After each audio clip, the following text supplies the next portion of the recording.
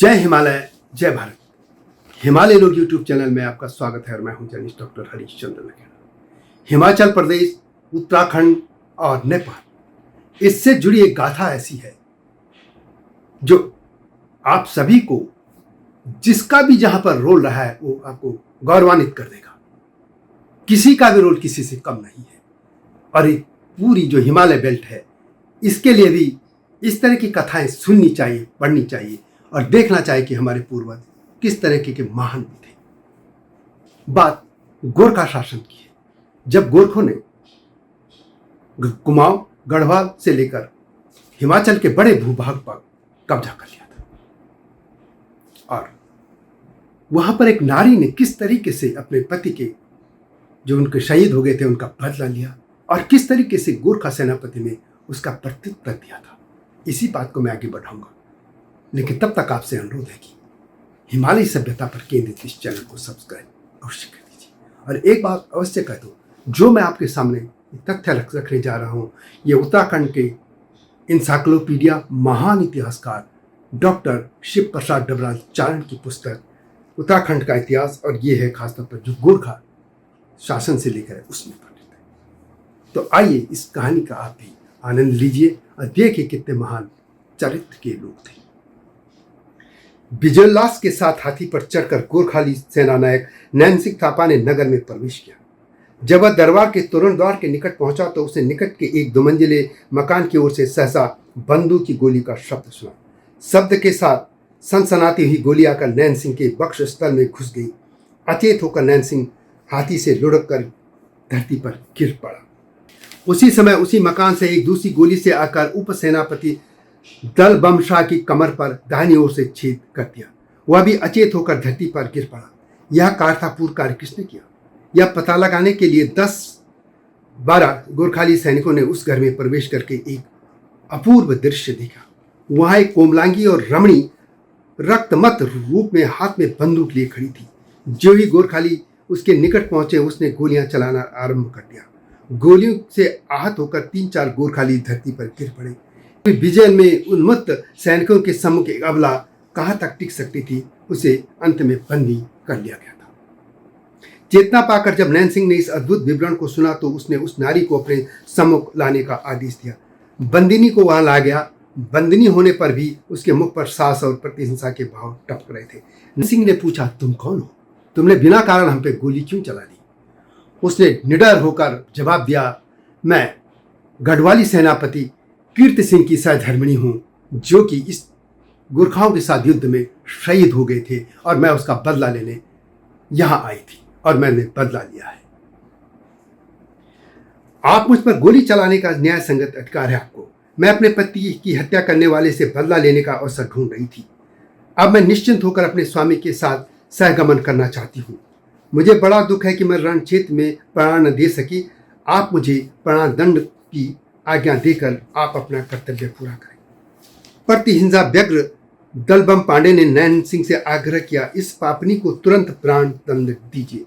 किंतु नैन सिंह के विरोचित उदार हृदय में प्रतिहिंसा के स्थान पर उस नारी के प्रति भक्ति और सम्मान बढ़ता गया। उसने कहा, तुमने हमारे ऊपर गोली चलाकर अपना कर्तव्य पूरा किया है। तुम वास्तव में पतिपरायणा हो, तुम महान हो और तुमने अपने कर्तव्य का निर्वाह किया है। और मैं तुम्हें या तुम्हारे मामले को नेपाल नरेश के पास भेजना चाहूँगा ताकि वे तुम्हें पेंशन दे सके। कभी कोई ऐसा कर सकता था?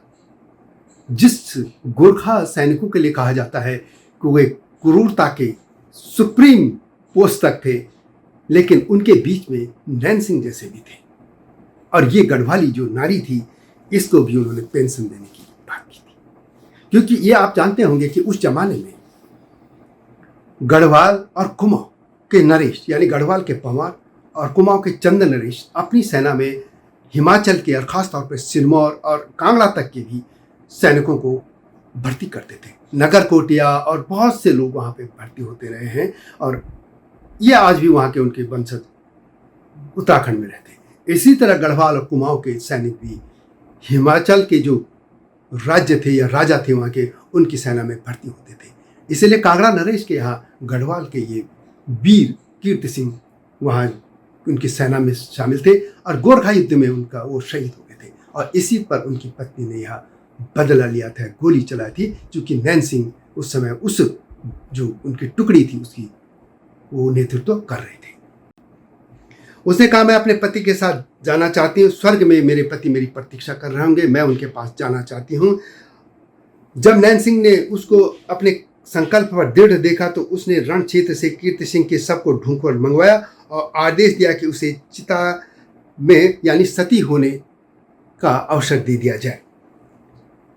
और सती होने के समय दान, ध्यान, अनुष्ठान आदि सब उसके इंतजाम भी किया था। अगले दिन कीर्ति सिंह की पत्नी अपने पति के शव के साथ चिता में प्रवेश होकर सती हो गई थी और गोली लगने के 15 दिन बाद नैन सिंह की भी मृत्यु हो गई थी। तो यह गाथा है हिमाचल प्रदेश, उत्तराखंड, गढ़वाल कुमाऊं और नेपाल के लोगों की गाथा, जो लड़ते भी रहे लेकिन आपस में ऐसे महान होते थे। आप मैदानी क्षेत्र की बहुत सी कथाएं सुनते होंगे, बड़े इतिहास की, बड़े समर्पण की, बहुत अच्छी बात है कि पूरी सनातन सभ्यता में इतने महान लोग हैं। बस मेरा एक ही है इस चैनल को लाने का भी कि हिमालय में भी इस तरीके के वीर हुए, आखिर इनको क्यों भुला दिया गया। ऐसी जो कथाएं थी ये बाहर भी तो आनी चाहिए थी, हिमालय के बाहर भी तो आनी चाहिए थी, और खासतौर पर हिमालय के लोगों के बीच में भी तो आनी चाहिए थी। आखिर नैन सिंह को क्यों भुला दिया गया, आखिर उस नारी को कैसे भुला दिया गया था। सवाल यह है कि आखिर ऐसा क्यों। और मुझे लगता है उत्तर यही कि हिमालय के लोग अपने इतिहास के प्रति जागरूक नहीं है। कब तक रील बनाते रहोगे, सुनते रहोगे। अपने इतिहास को भी तो देखिए, उन कड़ियों को भी देखिए जो आपके सीनों को गर्व से फुला देते हैं, गर्व से आप भर जाते हैं आप कि हमारे जो पुरखे थे वो ऐसे महान थे। उम्मीद करता हूं कि यह वीडियो आप लोग पसंद करेंगे। आपसे उम्मीद करता हूं कि इसे सभी जगह भेजिएगा। इस तरह की गाथाओं के साथ आपके सामने आता रहूंगा और आता भी रहा हूं मैं। मिलता हूं जल्दी, तब तक जय हिमालय, जय भारत।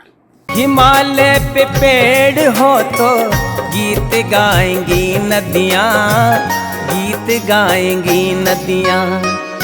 पेड़ों पे चिड़िया है तो गीत गाएंगी नदियाँ, पेड़ों पे चिड़िया है तो गीत गाएंगी नदियाँ।